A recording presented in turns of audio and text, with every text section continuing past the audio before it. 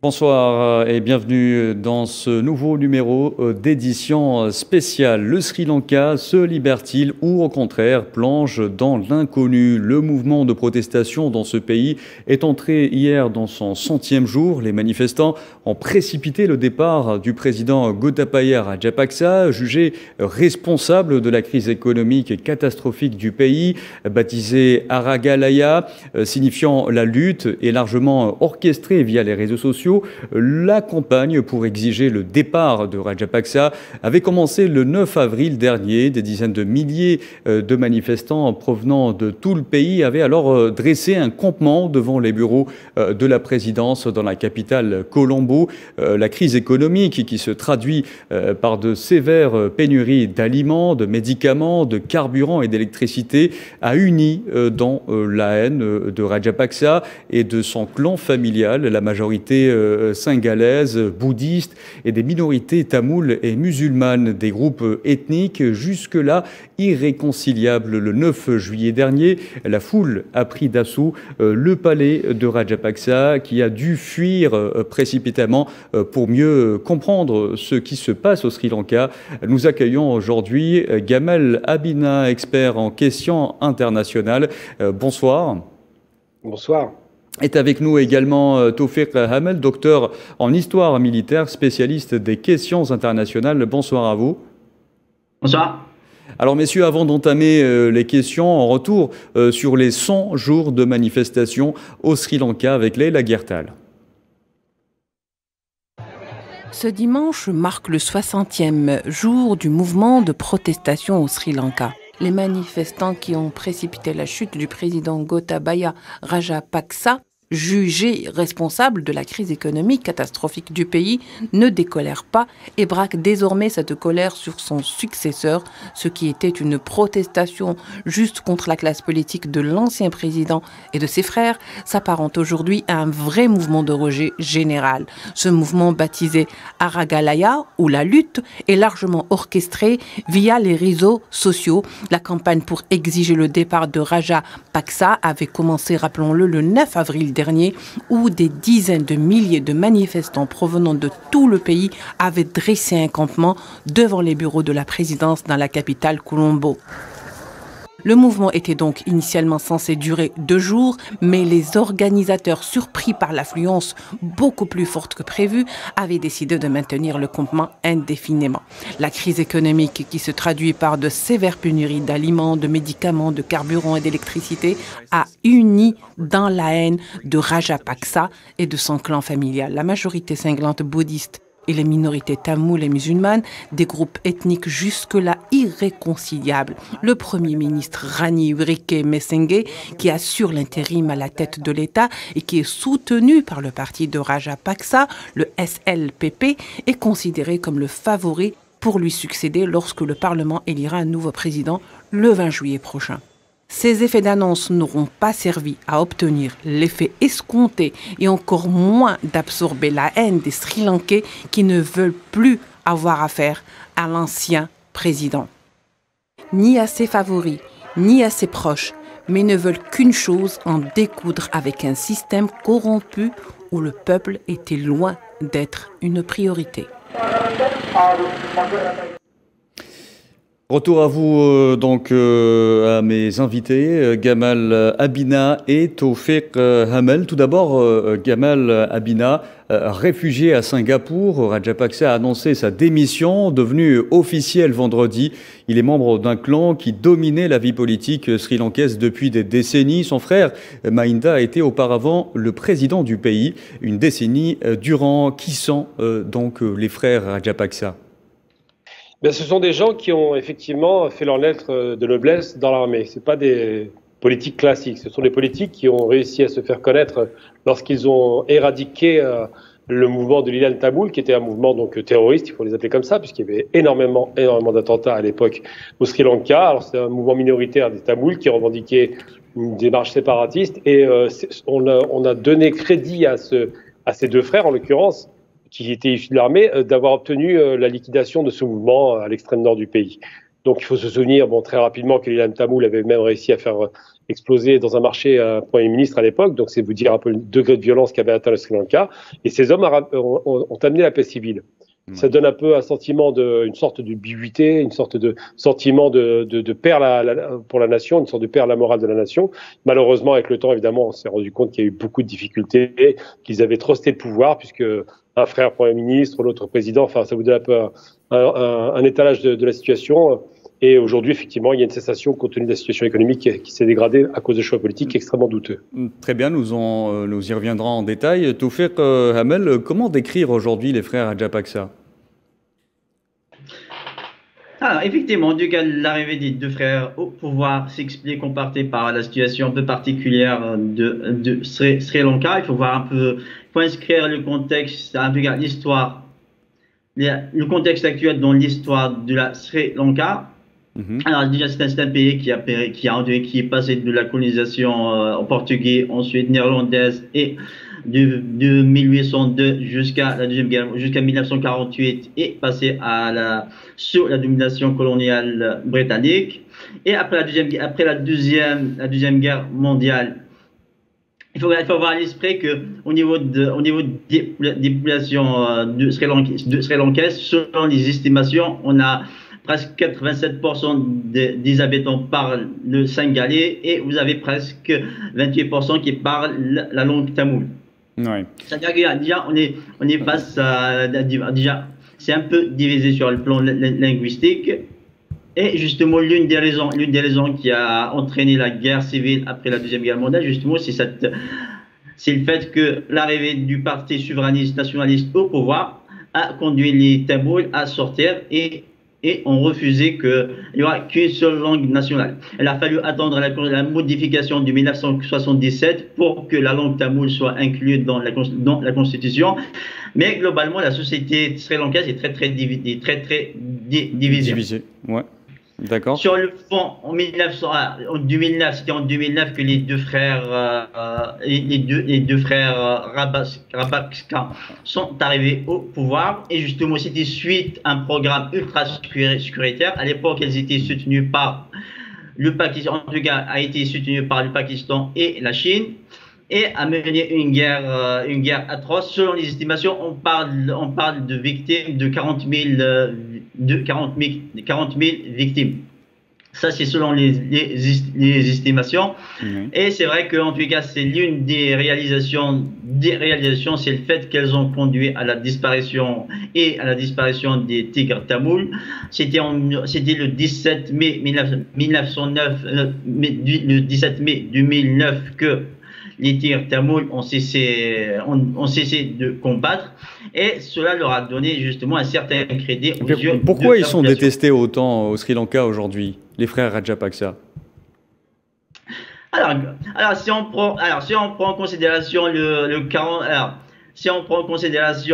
on donne un exemple, le fait que pendant la 46e session du Conseil des droits de l'homme, déjà a été très critique en ce qui concerne la situation des droits de l'homme au Sri Lanka. Et dans le programme de lutte contre le terrorisme, il y a certains rapports qui mettent en avant des crimes, des atrocités qui sont commises.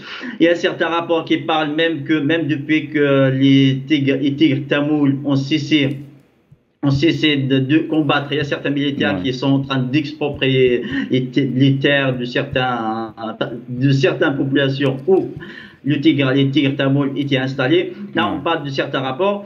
Et il me semble que l'une des raisons principales, il faut inclure également les conséquences de la crise Covid-19. Certes, ça veut dire que d'une part, il y a des conséquences, il y a des facteurs qui sont liés principalement à la Sri Lanka, mais il faut inclure les conséquences globales qui sont dues d'une part à la crise Covid-19 et la guerre en Ukraine qui ont aggravé largement la situation. Très bien, nous y reviendrons plus tard dans l'émission. Toufiq Hamel, je reviens à Gamal Abina. Le Premier ministre Ranil Wickremesinghe assure désormais l'intérim à la tête de l'État en attendant que le Parlement élise un nouveau président dans 2 jours. Pourquoi les manifestants ne décolèrent pas, Monsieur Abina? Alors d'abord, faut revenir sur la genèse, c'est important de rappeler ce qui s'est passé. Au démarrage des manifestations, c'était une manifestation qui devait durer 2 jours. Personne ne s'attendait à ce que ça dure 100 jours, 101 jours aujourd'hui. Les manifestants, effectivement, étaient déjà dans une situation de difficulté. Ça représente en gros la population. Et ce qu'ont fait le Premier ministre et le Président, c'est qu'ils ont réussi à mettre d'accord des gens qui étaient irréconciliables. On voit, par exemple, des Tamouls qui étaient plus ou moins d'accord avec des musulmans, qui étaient d'accord avec les catholiques, qui étaient d'accord avec la majorité bouddhiste.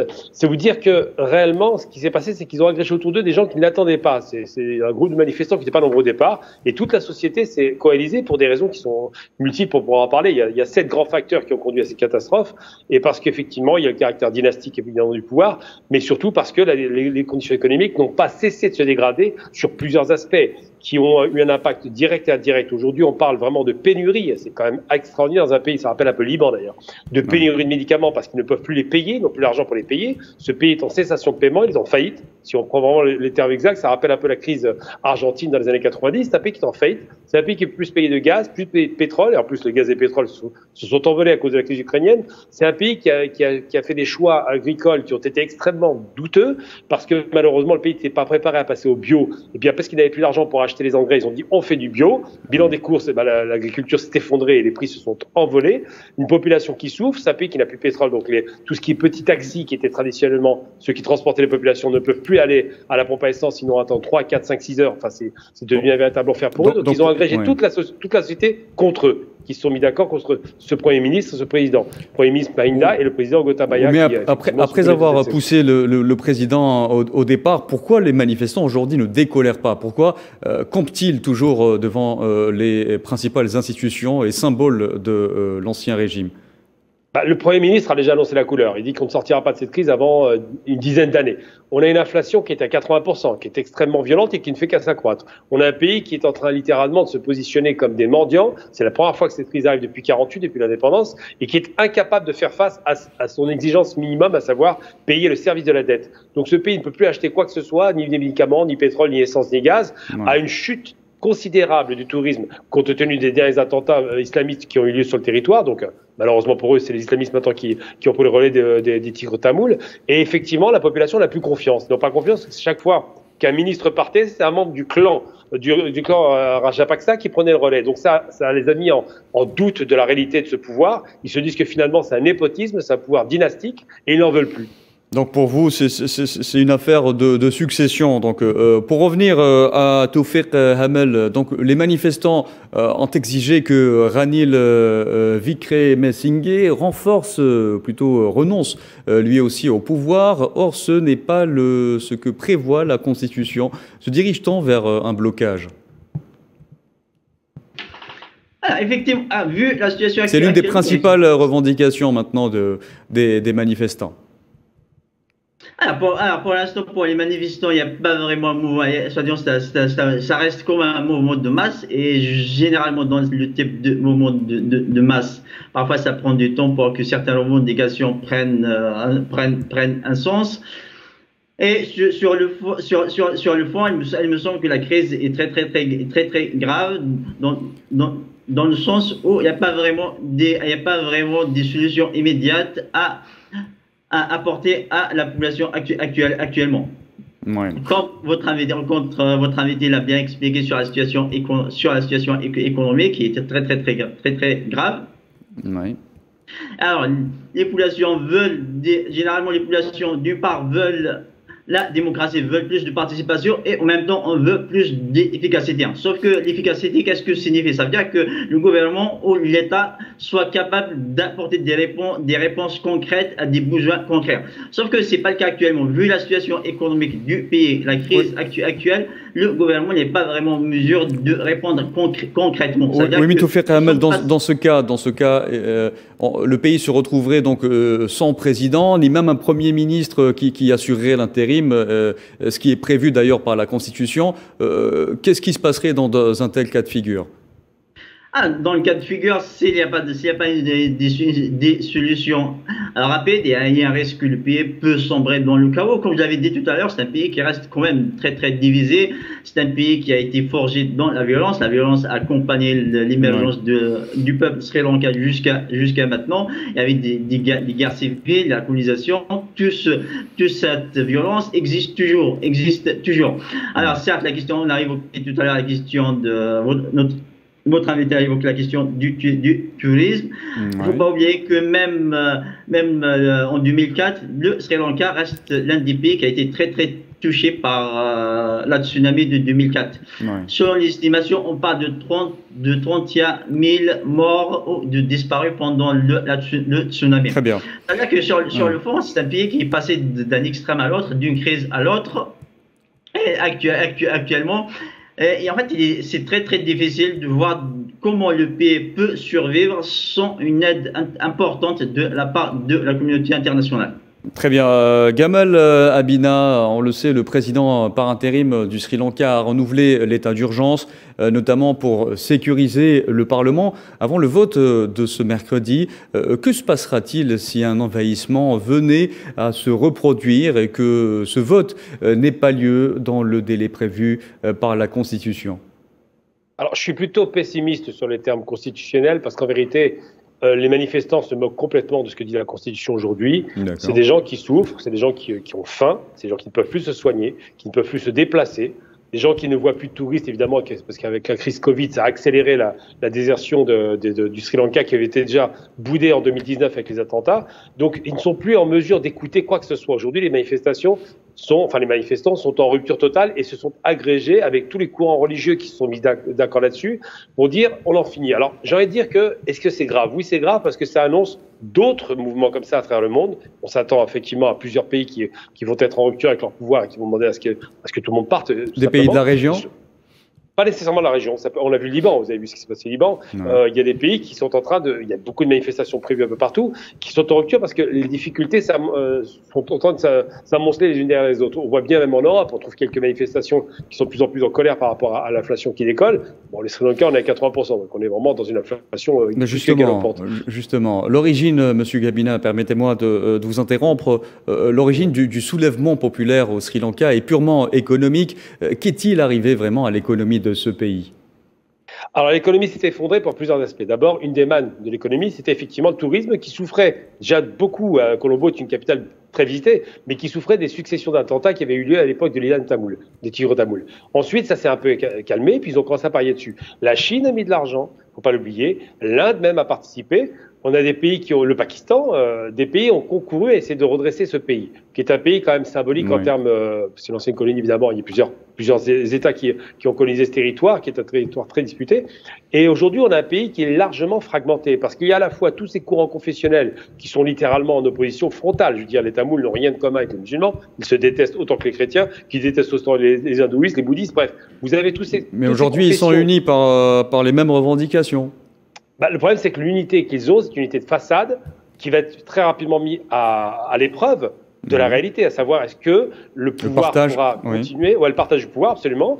Et comme au Liban d'ailleurs, vous savez, il y a des pays qui ont, la Belgique par exemple, n'a pas eu de gouvernement pendant plus d'1 an. Le Liban, c'est pareil, c'est une rupture permanente avec les anciennes. Peut-être adopter un système à la libanaise, c'est répartir entre chaque confession, chaque courant un quota au Parlement, par exemple. Tout à fait. Ouais. C'est ce qui risque, si jamais évidemment ils se mettent d'accord au niveau parlementaire, c'est ce qui risque d'arriver. Il risque d'arriver une sorte de modus vivendi de la part des différentes communautés, particulièrement les Tamouls qui en veulent évidemment à ce pouvoir, pour faire en sorte qu'on ne retombe pas dans ces affres de la guerre civile. Parce que malheureusement, ces pays ont été effectivement des fabrications coloniales, avec des peuples qui se côtoyaient mais ne se faisaient pas la guerre et qui se sont fait la guerre avec la décolonisation. Ouais. Et aujourd'hui, ce qui aggrave les situations, et c'est là où vraiment je suis inquiet, je vous le cache pas, c'est que comme au Liban, d'ailleurs, on le voit bien en cessation de paiement, il y a beaucoup de pays aujourd'hui qui commencent à être en rupture, en cessation de paiement, en faillite, littéralement. Ouais. Et quand on touche à la chose essentielle, ce que j'appelle les besoins primaires, la fameuse pyramide de Maslow, les besoins primaires, c'est donc se vêtir, se nourrir,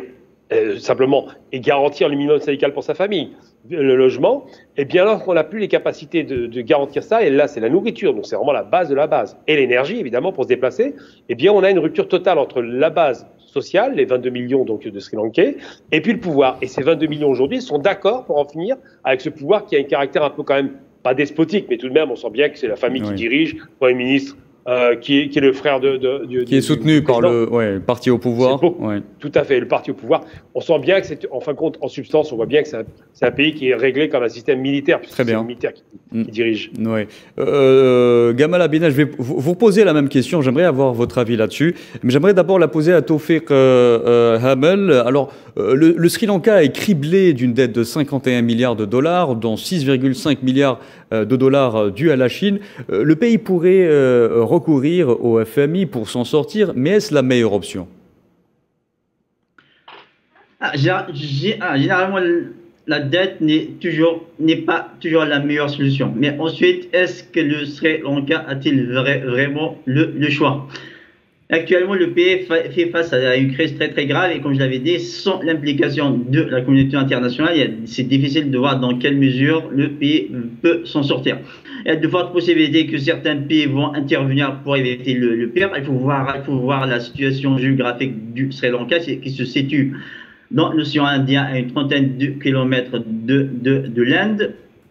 Ça reste quand même, cette région, ça reste l'un des lieux de transit les plus importants du commerce mondial. Il faut voir qu'il suffit juste de prendre en considération la situation dans le corne d'Afrique, comment la piraterie et le terrorisme s'est développé et est devenu un problème pour le commerce maritime. Et si on n'apporte pas des solutions à des problèmes concrets il faut s'attendre que le pays peut sombrer dans le chaos. Sachez que lorsque le chaos... Et dans ce cas-là, recourir au FMI? Ce que je veux dire, il y a de fortes possibilités que, vu sous cet angle, il y a certains pays qui vont intervenir pour éviter le pire. Pour la FMI n'est pas la mère Teresa, n'est pas là, c'est pas une assistante sociale. Les investisseurs cherchent la rentabilité et la sécurité. La question qui se pose, qu'est-ce que la FMI peut attendre de la part du Sri Lanka? Ça veut dire que même si le FMI demande de l'aide, ça ne veut pas dire que cette aide peut être obtenue. Il suffit juste de voir le cas du Liban. Du Liban, c'est la même chose pour des raisons un peu différentes, mais le Liban n'a pas pu obtenir de l'aide. Ce que je veux dire, il y a de fortes possibilités, peut-être, il y a certains pays de la région comme l'Inde, la Chine vont peut-être injecter des capitaux pour justement éviter que la situation s'aggrave dans ce pays. Très bien, j'aimerais aussi avoir l'avis de Gamal Abina là-dessus. Aujourd'hui, on le sait, le Sri Lanka est surendetté. Il projetterait peut-être de recourir au FMI pour s'en sortir, mais est-ce la meilleure option aujourd'hui pour le Sri Lanka? Alors, le FMI, bon, on va faire très court, c'est un peu long à expliquer. Le FMI n'a pas bonne presse dans le monde. Les plans de restructuration imposés par les méthodes du FMI extrêmement brutales, je pense que ça ne plaît pas. Évidemment, le gouvernement n'a pas le choix. Il faut qu'il tape à toutes les portes. Mais je ne crois pas que ce soit le FMI qui sortira le Sri Lanka de la catastrophe, parce que ce sera ajouté de la dette à la dette, 51 milliards, c'est déjà énorme.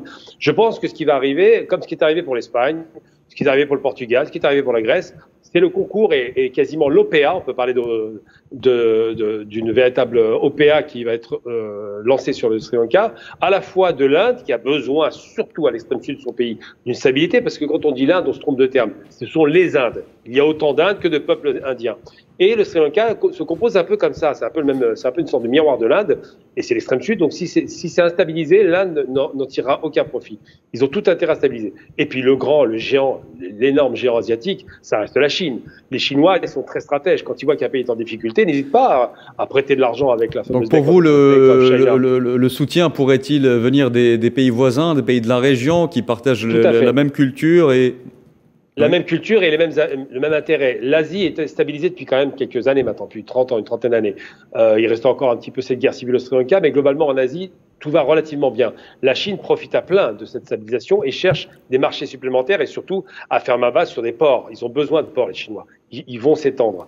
Le Sri Lanka est un chemin incontournable. Ils en ont besoin aussi pour des raisons stratégiques au niveau de l'océan. Donc je pense que le concours de la Chine se fera naturellement, de l'Inde évidemment, puisqu'ils sont en fin d'accord. C'est plutôt étonnant, mais enfin la Chine et l'Inde, qui font partie des BRICS, sont d'accord sur ce terrain-là et vont certainement sauver le Sri Lanka d'une faillite annoncée, sous une guerre civile possible. Ouais. Parce que le Sri Lanka a déjà traversé plusieurs guerres civiles et rien n'interdit de penser, comme au Liban d'ailleurs, que les guerres civiles reviennent. Mais ils vont intervenir, je pense. Très bien. Gamal Abina, il y a aussi un aspect important en attendant, et selon la Banque centrale de la nation, l'inflation annuelle globale plutôt, est supérieure à 50% et l'inflation alimentaire est encore pire, à 80%. Que faut-il faire aujourd'hui pour freiner cet effondrement économique dans l'immédiat? Alors malheureusement, le seul moyen concernant l'inflation, c'est que le Sri Lanka puisse accéder à des fonds pour pouvoir acheter des engrais, parce que la récolte a été catastrophique. Ce passage d'une agriculture non biologique à la biologique s'est fait de façon violente et pas maîtrisée. Donc ils ont besoin au moins de garantir la sécurité alimentaire du pays. Ensuite, surtout qu'on estime, permettez-moi d'ajouter cette précision, aujourd'hui on estime que 22% de la population du pays a besoin d'aide alimentaire urgente. Tout à fait, parce que le pays souffre clairement de misère alimentaire générale, puisque c'est une véritable misère dont on parle. Ils n'ont plus accès aux médicaments, ne peuvent plus se déplacer pour des raisons de coûts d'essence excessifs, n'ont plus accès évidemment au minimum syndical à l'alimentation. Pourquoi? Parce que c'est un pays agricole, c'est pas un pays qui avait raté sa transition, mais ils ont perdu 50% de leur production agricole pour les raisons que je vous ai expliquées, une agriculture bio pas assistée. Donc aujourd'hui, le pays est quasiment en cessation de paiement. Il est incapable de garantir le minimum pour 22% de sa population en nourriture. Et donc, ça veut dire que quand vous touchez au minimum, je l'ai dit tout à l'heure, le fait de manger simplement, eh bien, si vous touchez au ventre, vous touchez immédiatement à la société. Donc, c'est la révolte. Je reviens à vous, Tawfiq Hamel. Donc, le conflit en Ukraine qui a fait grimper les prix, notamment des denrées alimentaires et des produits pétroliers, a-t-il asséné, selon vous, le coup de grâce à l'économie au Sri Lanka? Effectivement. Alors, en tout cas, c'était déjà la crise de Covid-19 a été un élément important qui a complètement changé l'économie mondiale. En tout cas, les chaînes d'approvisionnement mondiales ont été déjà bouleversées par la crise de Covid-19. Et la guerre en Ukraine a fait qu'aggraver ce problème. Déjà, à la base, l'économie mondiale commençait à connaître des difficultés très importantes depuis la fin des années 90, depuis les manifestations de Seattle. Et les événements qu'on a connus jusqu'à maintenant, elles n'ont fait qu'aggraver la situation de l'économie mondiale. Dans le cas de Sri Lanka, évidemment, encore un pays comme le Sri Lanka, c'est un pays de 65 600 km² avec une population de 22 millions, c'est un petit pays. Dans une grande partie de ses ressources dépendent de l'économie mondiale, notamment le tourisme. C'est un pays qui repose beaucoup sur l'importation, justement. Gamal Abina, pensez-vous que le conflit en Ukraine a-t-il asséné le coup de grâce au Sri Lanka?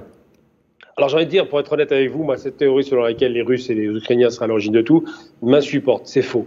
Ce qui a asséné le coup de grâce au Sri Lanka, c'est bien la crise du Covid, mais pas seulement. Parce qu'il faut quand même avoir une vision globale, en vérité.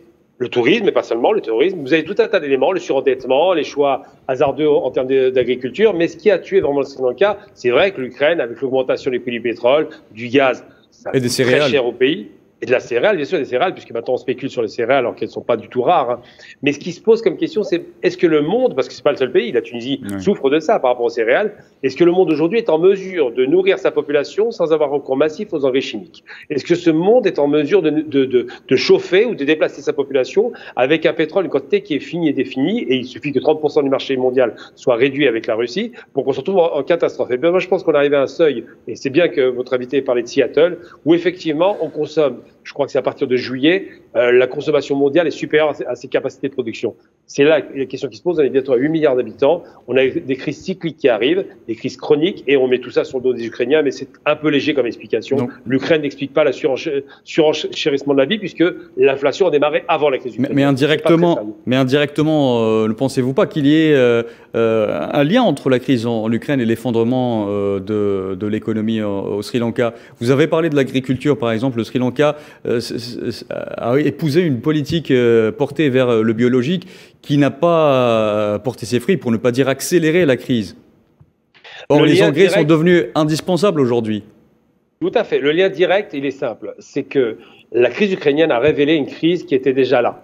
C'est-à-dire qu'aujourd'hui, on est dans une économie qui est mondiale, une économie planifiée, une économie où toutes les économies sont interdépendantes. Et il suffit qu'un élément économique soit en rupture pour qu'on se retrouve avec des envolées de cours incroyables en termes de spéculation. Ouais. Et c'est vrai que la crise ukrainienne a révélé des vérités qui a mis à nu un petit peu, ouais, la fragilité. Tout à fait, mais c'est pas la crise ukrainienne. C'est-à-dire que si ce pays était bien géré, ça n'a pas été le cas, il ne se serait pas retrouvé dans une telle situation. Gamal Abina, merci beaucoup d'avoir répondu à nos questions. Je vous remercie également Tawfiq Hamel. Gamal Abina, qui est expert en questions internationales. Tawfiq Hamel, vous êtes docteur en histoire militaire, spécialiste des questions internationales. Merci d'avoir participé à cette émission. Merci à vous de nous avoir suivis. Cette émission touche à sa fin. Rendez-vous à 19h avec le journal en français présenté par Nouhad Belkhadem.